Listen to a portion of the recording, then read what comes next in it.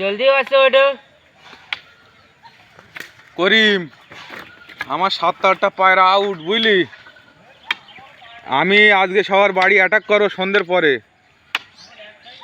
আমার 2টো পায়রা খোবাওয়ালা পায়রা, ফটকেরে পায়রা, একটা সাদা ফুল সাদা, একটা মাথায় খোপা কালো।